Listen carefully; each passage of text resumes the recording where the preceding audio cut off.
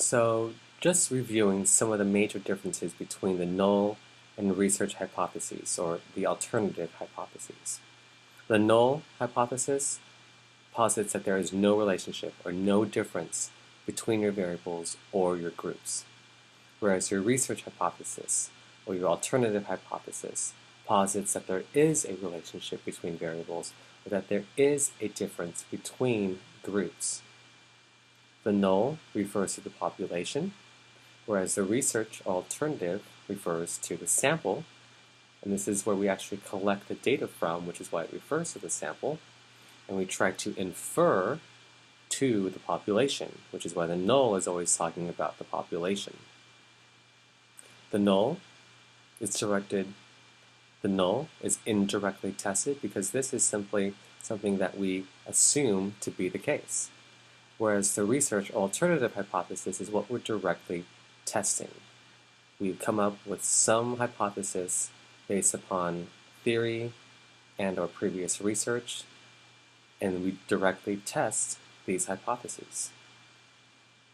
Because the null always refers to the population, we use Greek symbols such as mu when we're talking about population mean, and when we're using research alternative hypotheses and we're writing equations for these hypotheses, we use Roman symbols such as x bar for the mean.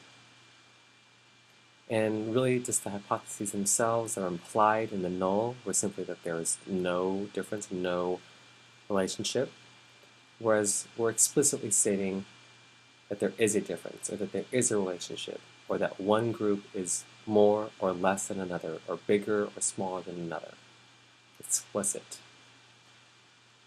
So really what makes a really good hypothesis is that it's stated in the declarative form. This is what it is. There is a relationship, or there is a difference, and we're talking about what that relationship or difference is. Simply there is one, or that group 1 is bigger or smaller than group 2, or that the relationship between two variables is direct or indirect. And really these hypotheses, these research alternative hypotheses, are based upon some theory or some previous research that helps us guide in writing these hypotheses and writing out these equations. It's really nice and short and brief and to the point. Really what you see is just your independent variable, if it has two or more groups, and then your outcome, which is your dependent variable. And really that's all we see in our hypotheses. It's just talking about the difference or the relationship among the IV and DV. And really these hypotheses should be testable. And we test them by collecting the data and analyzing them through SPSS, and then interpreting all of those statistics to make sense of it all and answer your research question, and test to see whether or not the null is true or the alternative or research question is true. So in summary, sampling error is the difference between the sample statistics and the population parameters. And really the closer the sample matches the population characteristics, the more the results are said to generalize. And so the standard error of the mean is simply the standard deviation of the sampling distribution.